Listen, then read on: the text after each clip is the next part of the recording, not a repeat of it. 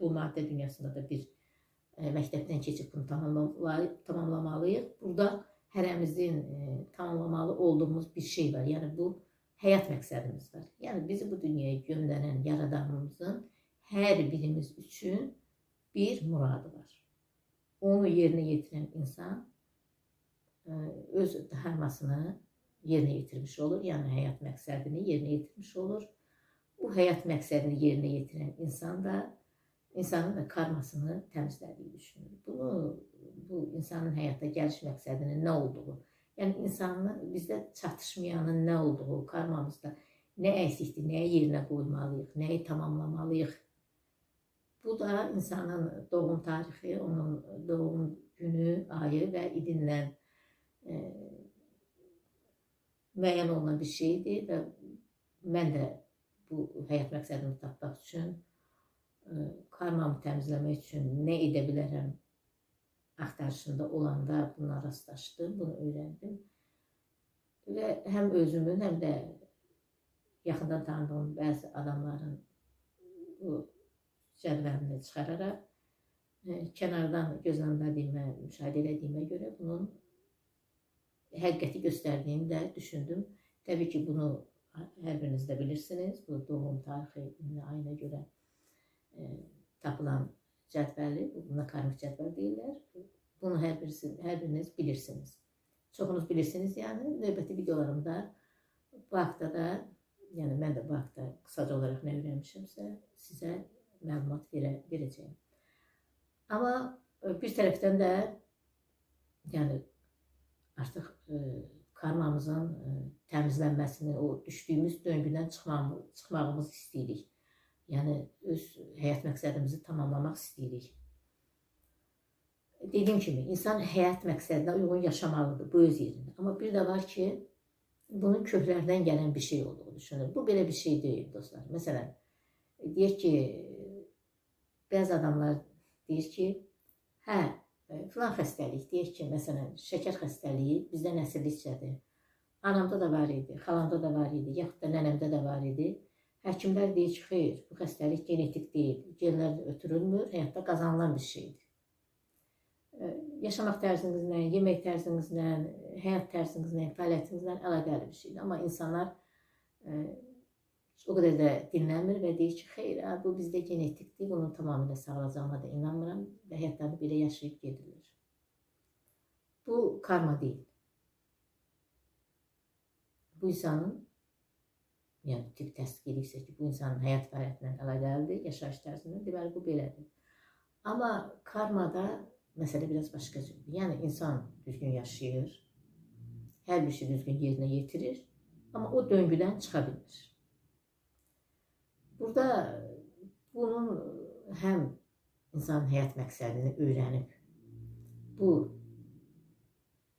həyat məqsədini, həyat amalına uyğun, bu dünyaya göndərilmə amalına uyğun tərzdə yaşaması ilə bərabər bəzi meditasiyalarla o atalardan gələn, necə deyərlər, onu bir döngüyə salan karmadan qurtara biləcəyi də düşünülür.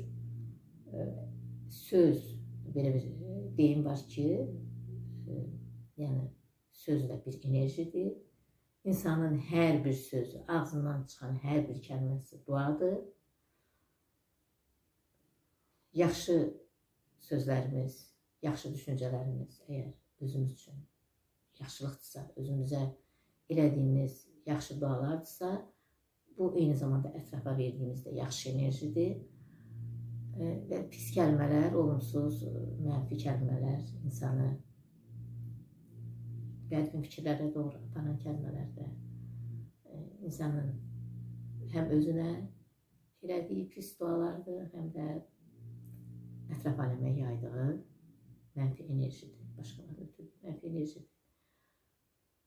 Və bu atalarımızdan gələn karmadan, yəni bizim işlərimizin mənfi təsir göstərən karmadan qurtarmaq üçün burada da bir meditasiya var. Qısaca olaraq bunu deyə bilərəm ki, bu meditasiya zamanı, meditasiyanı etməmişdən əvvəl insan əvvəlcə diqqət eləməlidir ki, bir öz həyatını gözdən keçirməlidir ki, mən bir işdə uğur qazana bilmirəmsə, doğrudanmı hər şeyi düzgün yerinə yetirərəm, qazanmıram? Yoxsa mən bəzi şeylərdə tənbəllik edirəm, bəzi şeyləri göz ardı edirəm, bəzi şeylərdə boş hərəkətlər edirəm, sonda nəticə əldə eləmirəm. Əvvəlcə insan öhdəsinə düşənləri yerinə yetirməlidir, yaxud da ki, bunu yerinə yetirib yetirmədiyinə bir yəni bunu bir gözləmləməlidir, bunun bir fərqində olmalıdır. Əgər insan görsə ki, o həqiqətən də bir döngünün içərisindədir, nə eləyirsə eləsin, hər dəfəsində nəticəyə çata bilmir, nəticə əldə edə bilmir, o zaman bir döngüdə olduğunu düşünə bilər, bunun karmadan gəldiyini düşünə bilər və bundan da qurtarmaq üçün əvvəlcə atalarına onlardan aldığı enerji ilə yaşadığı üçün, yəni burada atalar deyərkən bir nəsildə, bir kökdə olan bütün, istər insanın ana tərəfində, istər ata tərəfində olan bütün kökləri nəzərdə tutulur. Qadın, kişi burada heç bir fərqi yoxdur. Əvvəlcə onlar, yəni biz öz enerjimizi, dişil enerjimizi də, eril enerjimizi də, yəni hər bir insanın içində həm bir dişil enerjisi var, onun bir təfəkkür edən, onun bir duyğularına, həyatı duyğularıyla qavrayan tərəfi var, bu dişil enerjisidir və bir də hərəkətə keçən, hərəkət edən, fəaliyyət göstərən enerjisi var, bu da onun eril enerjisidir. Yəni söz bir enerjidir, söz bir duadır. Sözümüzlə biz atalarımıza təşəkkür edirik, onlardan davamı olduğumuzu qəbul edirik, onların həyatına çox böyük hörmətlə yanaşdığımızı, çox sayğı duyğumuzu deyirik, yəni heç bir şəkildə onların hər hansı bir uğursuzluğunu itham eləmirik, mühakimə eləmirik və bundan sonra bildiririk ki, bəli, mən sənin nəslinin davamçısıyam, amma mən tamamilə ayrı bir şəxsəm, mən sən deyiləm. Buna görə də səndən mənə gələn o mənfi, olumsuz həyatımın bu sahələrinə ya da ki, bütünlüklə həyatıma təsir edən mənfi enerjiləri məndə olan bağlarını kəsirəm, sənə təşəkkür edirəm, sevgi ilə qal və bu mənfi enerjiləri tamamilə aramızda olan bağı kəsərək tamamilə geri göndərirəm. Bundan sonra mən həyatımda hər şeyə nail olan, hər şeyi yarada bilən, hər şeyə çata bilən, hər bir işimi müvəffəq olan bir insan olacaq. Yəni belə bir insanım. O olumsuzluğu, o işin yarım çıxarmasına səbəb olan enerjiyi, bağını kəsdik. O döngüdən çıxdıq və atalarımıza da təşəkkür elədik. Yəni dediyim kimi, bunun kişi qadın olmasının heç bir fərqi yoxdur. Həm qadın, həm kişi üzvlərinə təşəkkür elədik və dedik ki, biz bu işdə, bu uğursuzluq işində sizə sədaqətli olmaq fikrində deyilik, məcburiyyətində deyilik. O sizin həyatınız, həyatınıza hörmət göstərirəm, saygı duyuram. Bu da mənim həyatım, mən öz həyatımda istədiyim şeyə nail olmaq, istədiyim şeyləri yaşamaq istəyirəm. Bu fikirdəyəm, bu düşüncəyəm. Buna görə də o enerji bağını kəsdim, sevgi ilə qalın, sizə təşəkkür edirəm və öz həyatıma mən uğurla davam edirəm. O bağı kəsdim. O uğursuzluq, o istədiyin şeyi başa çatdırmamaq bağını kəsdim. Sizə sədaqətli olmaq üçün mən də bu şeylərdə uğursuz olmaq məcburiyyətində deyiləm. Və bundan sonra da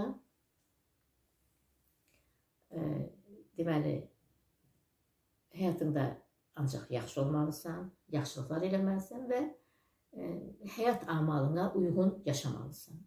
Bu halda insanın karmasının təmizləndiyi düşünür. Karma haqqında sizə az da olsa məlumat verə bildiyimi düşünürəm. Yəni,